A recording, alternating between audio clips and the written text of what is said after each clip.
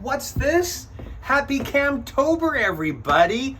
Come on in. I'm glad you could stop by. So, you remember a couple of years ago, I gave you the nickel tour. Well, I'm going to give you the 25-cent tour. So, you might want to get a drink and a pillow. It's going to take a minute. So, I'm going to go into detail with some stories. Turn around here.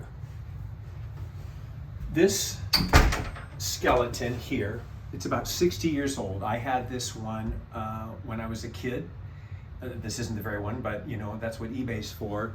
And I just love this guy from the mid-60s. And this mirror, isn't that wild? I just got that in an antique shop. So you guys have seen my curios, but I'm gonna show it to you, and I'm gonna do some shameless plugs for some of my favorite artists.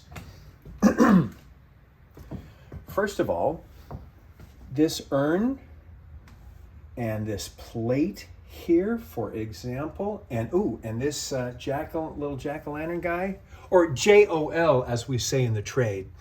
Those are by my favorite folk artist. Her name is Sharon Bloom. If you do not know her, look her up. This picture here of me, over here, Mr. Cameraman, that is a portrait I had done by a man. Here, let me tell it to you directly. By a man named Mel Odom. Now, you Barbie people, if any of you Barbie people are watching this, you know that Mel had a very successful, still has, I don't know, line of dolls called Jean dolls. And I had that portrait done when back in the day when you could just call up somebody's rep and go, "Hi, do you have a phone number on Mel Odom?" Seriously, that's about how it went. Also in here, this is my niece, Carrie. And this is me up here with the apples. We went on a trip to New England with our friend Jamie. And everywhere we stopped, we laid down, and whatever found objects like leaves or pine cones or whatever, we laid down and made like a crown. Try it sometime if you're, you people who live where the leaves turn. We're here in LA where it's a chilly 85 degrees. This raven, that was a piece of handiwork I got in Taos, New Mexico, visiting my friend Rolf.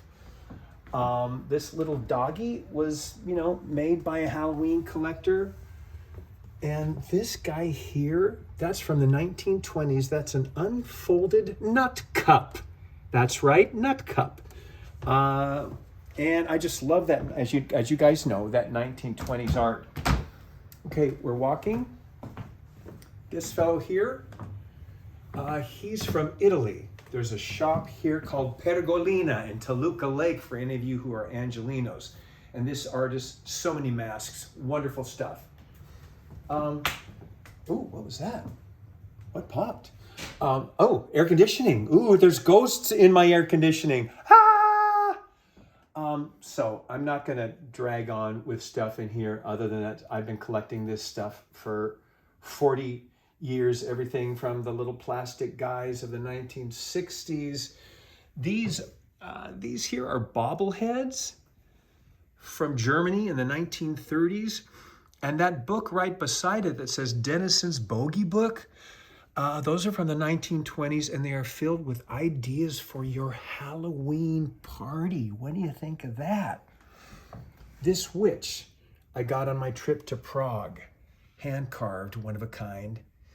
This mirror is Moroccan. And this guy's pretty afraid of his reflection. Okay, we're walking. Do you guys remember Color Me Mine? Does it still exist? I think it does. Anyway, back in the day when it first started, I made it Color Me Mine.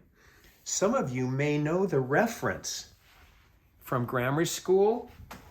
It's a song. Have you seen the ghost of Tom? Long white bones with the flesh all gone. Ooh, wouldn't it be chilly with no skin on? Yeah, and it goes in a round. A lot of fun when we're kids. This here, as a lot of you know already, I'm covering ground we've already covered. This is my costume by Bob Mackie for Halloween 1965. When we had the King family's 40th anniversary party, I reached out to Bob, and I hadn't seen him since maybe once or something since I was a little kid. And I went over and I said, we were his first series television, the King family. And I said, we're having this party, would love if you would come. And my cousin Susanna, I mean, the fact that this survived, this was in cousin Susanna's kids' dress-up box, and it survived. However, I went over to Bob and I said, I don't have the tie anymore, or the hat and the feathers. No problem. And then for my 40th birthday, he did this sketch and surprised me with it, and that is one of my most cherished possessions. Over here,